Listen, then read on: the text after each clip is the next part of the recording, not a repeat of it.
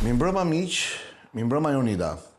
Së bashku me ekipin realizues të emisionit Enigmat dhe Hipokratit, ndodhem në klinikën gjermane të syrit në Prishtinë, në kuadër të një cikël emisionesh që kanë të bëjnë me sëmundjet vërtet rrezikshme të syrit.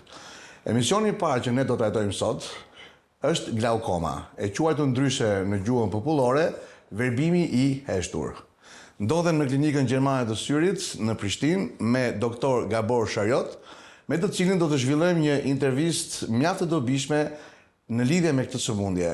Si diagnostikohet ajo, si trajtohet gjithmonë në funksion të qëllimit për të shpëtuar verbimin. Doktor, mirëmbrëma. Doktor, çfarë është glaukoma? Cilat janë shenjat klinike të saj? Pra, që do të thotë kur dikush e kupton që ka filluar të ketë probleme me glaukomën? Glaucoma is a whole group of diseases that can affect people from the born till the very old age. Glaukoma është një grup prej 4 sëmundjesh që mund të prek të gjitha moshat, si nga fëmijët deri në moshat e thyera. Në pjesën më të madhe të rasteve, kjo sëmundje prek moshat mbi 50 vjeç, dhe problemi më i madh që mund t'i shkaktojë syrit është dëmtimi i nervit optik dhe humbja e fijeve të këtij nervi. Në qoftë se nuk trajtohet, glaukoma mund të shkaktojë verbim. Shenja klinike madhore është presioni i lartë intraokular, pra brenda syrit, dhe sigurisht dëmtimi i nervit optik. Shenja klinike të tjera janë probleme me shikimin, dëmtimi i shikimit periferik që nënkupton që fusha e shikimit tuaj po ngushtohet. Ky proces përparon shumë ngadalë, derisa personi që ka glaukom e gjen veten me një fushë shumë të vogël shikimi qendror.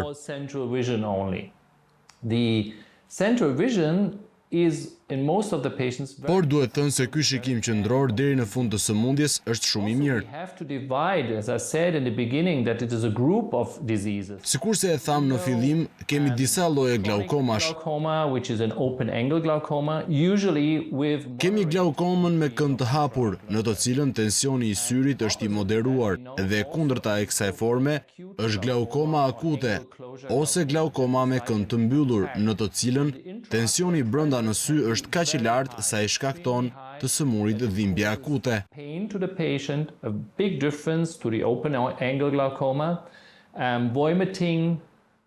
Kjo lloj glaukome ndodh menjëherë dhe ekziston rreziku që pacienti të humbë totalisht shikimin brenda një kohe të shkurtër.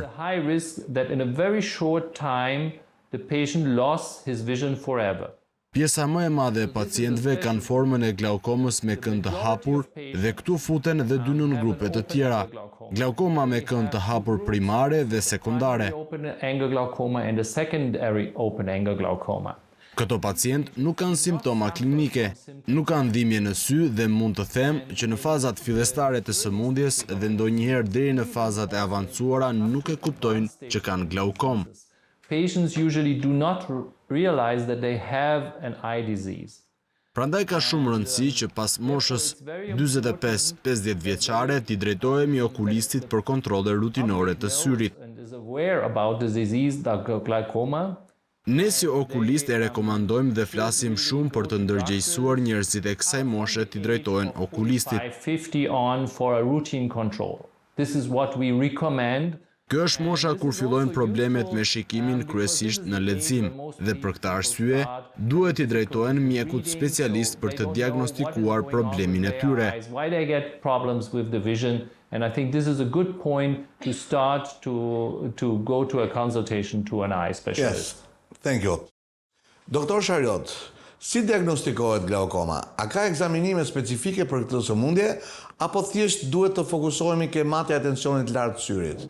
So as I said, from the age of 45, we recommend a routine visit to an eye specialist. Sikurse e thash, ne rekomandojmë vizita rutinore te okulisti pas moshës 45 vjeç.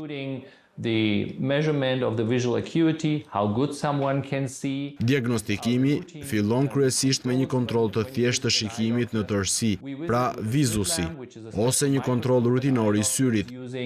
To examine the anterior segment of the eyeball Then we also recommend Mëtej në këtë kontroll shtojmë një ekzaminim të pjesës qendrore të fundit të syrit për të parë retinën dhe nervin optik. part of the eye, because there we see the retina and the eye nerve, the optic nerve.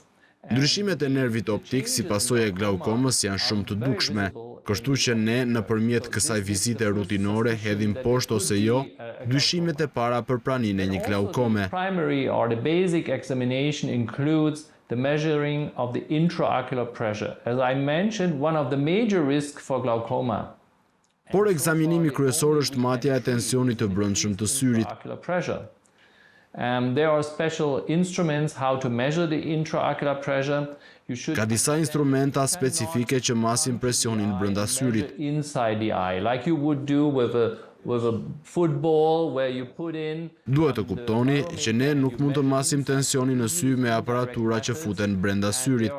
Kjo gjë është e pamundur. Press on the eye, and the resistance the eye gives to the instrument shows you or translates you what is the intraocular pressure. Ne përdorim metoda indirekte, pra instrumenta të cilat ushtrojnë presion në sy dhe pikërisht nga rezistenca që bën syrin ndaj presionit, ne masim tensionin e tij. The patient has glaucoma. And these are, for example, the measurement of the corneal thickness, because that influences the results of Kur dyshojmë që dikush mund të vojë nga glaukoma, ne përdorim disa instrumenta të tjerë më specifik. where we measure the condition of the or the status of the optic nerve. For example, Si për shembull matja e trashësisë së kornes, apo edhe aparatura ku masim gjendjen e nervit optik. HRT, that's Heidelberg retina tomograph, and these are instruments, they can give you an exact measurement of the optic. Këto ekzaminime i tregojnë dëmtimin e nervit optik në mikrometër dhe janë shumë të vlefshme. And they are also very useful because with these instruments, if you repeat the measurements, Sepse nëse i ripërsërisim tek i njëjti pacient pas një farë kohe, të tregojnë ndryshimet e nervit optik me kalimin e kohës. doctor's diagnosis of glaucoma, or they prove, for example, that a treatment which is initiated. Ndryshime këto që përforcojnë diagnozën e okulistit për një glaukom. Also in these machines are included statistic programs that give you results compared the nerve which you examine now. Njëkohësisht këto ekzaminime përdoren edhe për të parë ecurinë e një terapie të glaukomës. And diseased optic nerves, so you get a better idea whether this patient is on a high risk. Këto ekzaminime kanë dhe disa programe statistikore. Ku ndryshimet e pacientit nën ekzaminim krahasohen me rezultate të ngjashme të pacientëve të tjerë të regjistruar në program, pikërisht për të përcaktuar nëse ky pacient ka apo nuk ka glaukom. Nowadays. Also, there are other instruments, for example, we can use. Njëkohësisht këto ekzaminime përdoren edhe për të parë ecurinë e një terapie të glaukomës. Këto ekzaminime kanë dhe disa programe statistikore. Ku ndryshimet e pacientit nën ekzaminim krahasohen me rezultate të ngjashme të pacientëve të tjerë të regjistruar në program, pikërisht për të përcaktuar nëse ky pacient ka apo nuk ka glaukom, ka rrezik të lartë apo të ulët për të. Këto instrumente janë në përdorim në 15 apo 20 vitet e fundit dhe mund të themi që janë mjaft revolucionare në diagnostikim dhe efektshmërinë e terapive të ndryshme për glaukomën.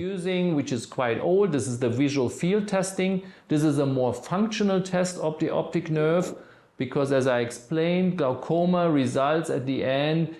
Por ekzaminimi më i nevojshëm dhe më i hershëm është diagnostikimi i fushës së pamjes në një dhomë të errët siç e përmenda në fillim, pasi këtu shihen dëmtimet fillestare të nervit optik. Presented to the patient while he's looking straight, and he has to click once he sees this light, and at the end the result is showing us whether he has damages to the visual field or the visual field is healthy.